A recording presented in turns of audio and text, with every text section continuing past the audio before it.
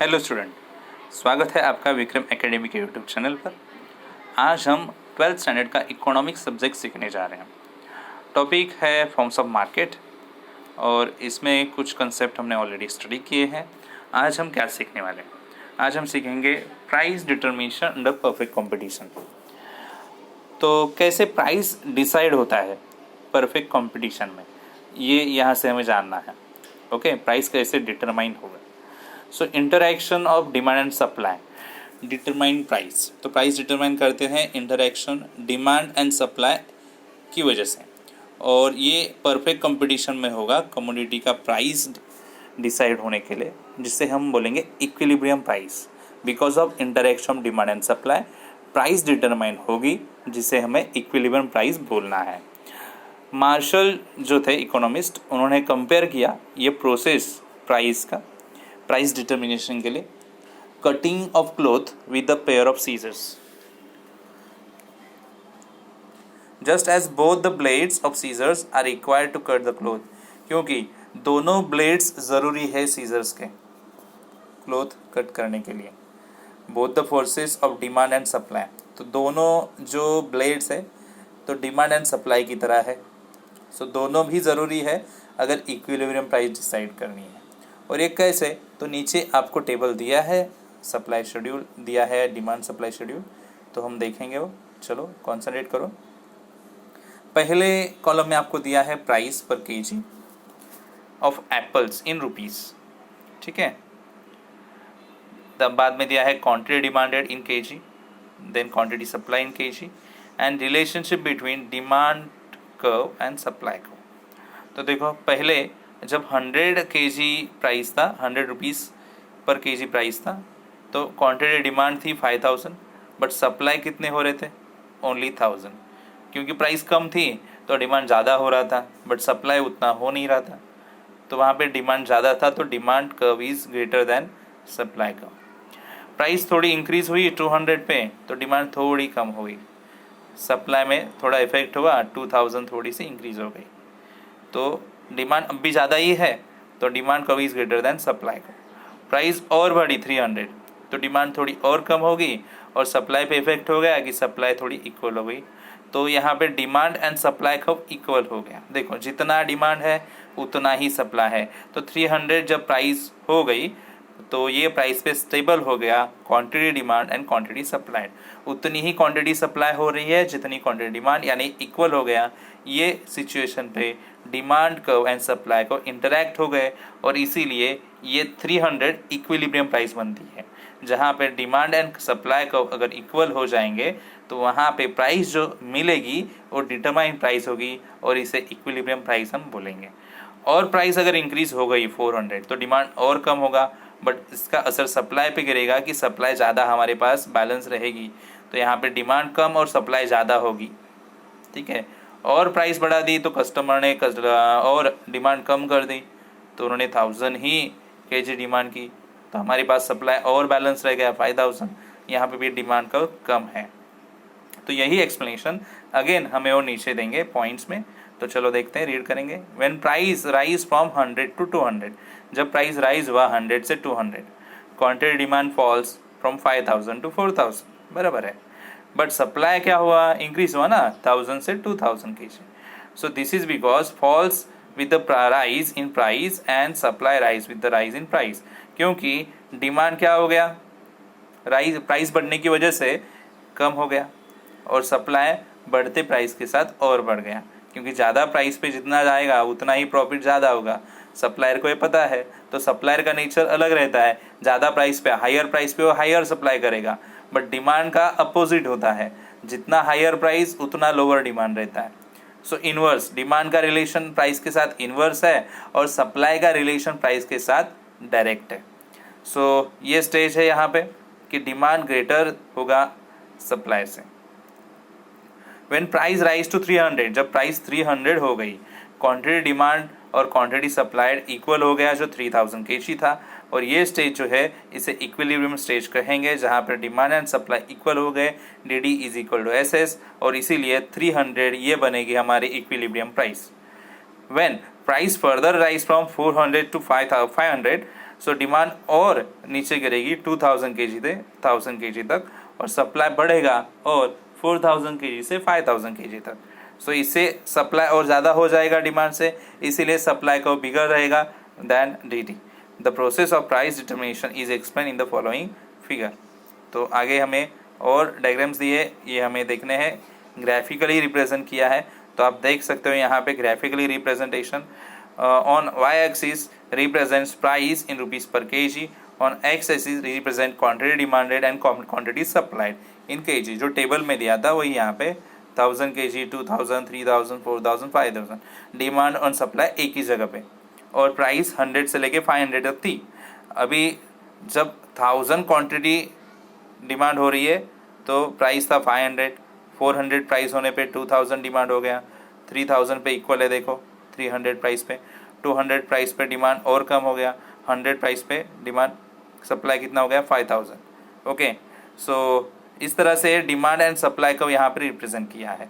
आप देख सकते हैं यहाँ पे demand curves is slopes downward from left right and supply curve rise upward from left right. Okay, दोनों demand curve and supply curve जो पॉइंट पे इंटरसेक्ट हो रहे हैं वो है इक्विलिब्रियम पॉइंट, जिसे हमें बोलना है ई, और ये इक्विलिब्रियम पॉइंट 3000 एंड 300, 3000 ये quantity demand and supply same दिखाता है, वो प्राइस पे 300 पे, तो इसीलिए 300 हमारी बनेगी इक्विलिब्रियम प्राइस। ठीक है, तो ये ऊपर वाले पैरा में वही एक्सप्लेन किया है जो मैंने बोला। ठीक है, आगे देखते हैं। Imperfect competition. Imperfect competition is a type of market showing some but not all the features of a competitive market। तो एक मार्केट का टाइप का है imperfect competition। सब फीचर्स तो नहीं हो सकते बट थोड़े बहुत तो यहाँ पे फीचर्स सिमिलर रहेंगे परफेक्ट कंपटीशन से। चलो देखते हैं। Monopoly, meaning and definition. The term monopoly is derive from the Greek word. देखो नया कंसेप्ट चालू हो रहा है और इम्पोर्टेंट है। मोनोपोली यानी क्या? मोनोपोली ये जो वर्ड है ये ग्रीक वर्ड से आया है। ग्रीक वर्ड मोनो जिसका मतलब है सिंगल, और पोली जिसका मतलब है सेलर, मतलब एक साथ बोलेंगे तो क्या हो गया? Single seller. तो मोनोपोली यानी सिंगल सेलर। तो मोनोपोली एक ऐसा मार्केट है जहाँ पे ओनली वन सेलर रहेगा और पूरा मार्केट पे वो अकेले सेलर का कंट्रोल रहेगा। ओके, उसके पास जो प्रोडक्ट होगा वो बाकी किसी के पास प्रोडक्ट नहीं होगा, मतलब वो प्रोडक्ट लेने के लिए उसी के पास जाना पड़ेगा, वही सिंगल सेलर होगा। तो monopoly refers to a single firm which has control over the supply, मतलब वो एक ही सेलर है, उसके पास ही वो प्रोडक्ट है, बाकी किसी के पास नहीं है। तो उससे रिलेटेड कोई क्लोज सब्स्टिट्यूट भी नहीं है आजू बाजू में मार्केट में, मतलब कस्टमर को अगर कुछ लेना है तो उसी सेलर के पास जाना पड़ेगा। तो अगर ऐसा है तो वहाँ पे है मोनोपोली। ठीक है, तो मोनोपोली में सिंगल सेलर रहेगा तो क्या हो सकता है, तो फीचर्स क्या रहेंगे हम यहाँ पे देखेंगे। तो पहली बात, मोनोपोली का मतलब ही सिंगल सेलर है, तो पहला फीचर बनता है single seller.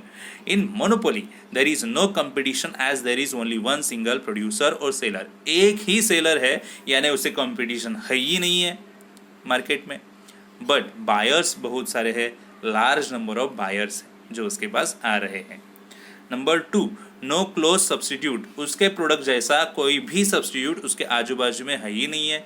There are no close substitute for the product of the monopolist, क्योंकि मोनोपोली मार्केट का फीचर ही यही है कि उससे रिलेटेड कोई भी जो सब्स्टिट्यूट प्रोडक्ट है वो नहीं रहेगा। बायर को चॉइस ही नहीं रहेगा कि अगर वो प्रोडक्ट नहीं ले तो दूसरा प्रोडक्ट कोई ले सकते हैं, ऐसा होगा ही नहीं, क्योंकि बायर के पास कोई चॉइस ही नहीं है। उसे मोनोपोली है तो सिंगल सेलर जो है उसी के पास जाना है और उसी से प्रोडक्ट लेना है। So buyers have no choice, they have to either buy the product, या तो उनको प्रोडक्ट खरीदना होगा उसी से या फिर उनको अपनी विश छोड़नी पड़ेगी। Okay, the cross elasticity of demand for his product is either zero और नेगेटिव। ठीक है, barriers to entry, entry of the rivals is restricted due to legal, natural, technological barriers. तो बहुत सारे बैरियर्स, डिफिकल्टीज हो सकती हैं यहाँ पे। लीगल डिफिकल्टी हो सकती है, नेचुरल हो सकती है, टेक्नोलॉजिकल हो सकती है, बैरियर्स हो सकती हैं। सो जो भी कंपटीटर यहाँ पे आना चाहे और रेस्ट्रिक्ट हो जाता है क्योंकि ये कंडीशन की वजह से, और वो कंपटीटर वहाँ पे मार्केट में इंटर नहीं हो पाता। ओके, आगे, complete control over the market supply.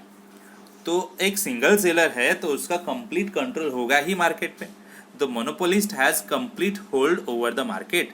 He is the sole producer और सेलर ऑफ द प्रोडक्ट। वो अकेला, ओनली सिंगल प्रोड्यूसर है वो प्रोडक्ट का या फिर सेलर है वो प्रोडक्ट का, इसीलिए वो कंप्लीट मार्केट को होल्ड करता है। आगे देखेंगे price maker.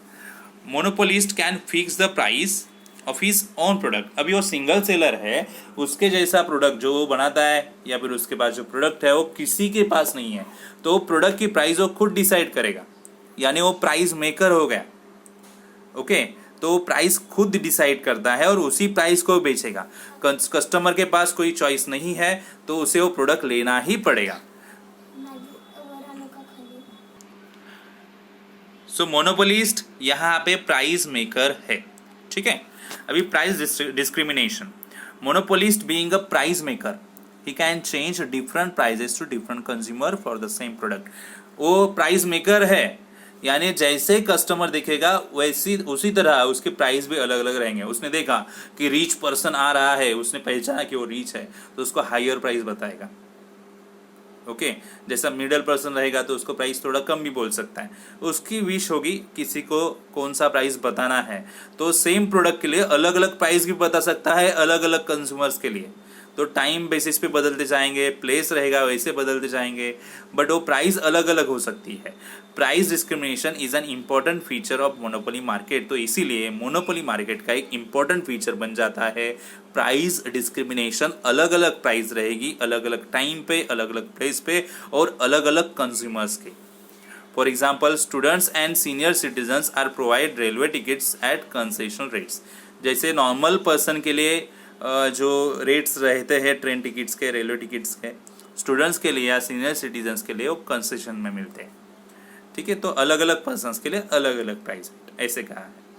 No distinctions between the firm and industry. So monopolist is the sole seller and producer of the product. तो मोनोपोलिस्ट है जो अकेला सेलर है, अकेला प्रोड्यूसर है जो प्रोडक्ट बनाएगा या फिर बेचेगा।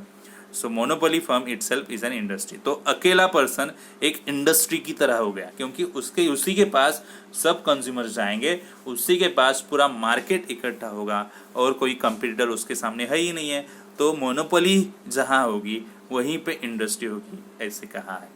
ठीक है, तो आज के वीडियो में हमने मोनोपोली के फीचर्स डिस्कस किए। नेक्स्ट वीडियो में हम टाइप्स ऑफ मोनोपोली और उसके आगे के कंसेप्ट हम देखेंगे। ठीक है।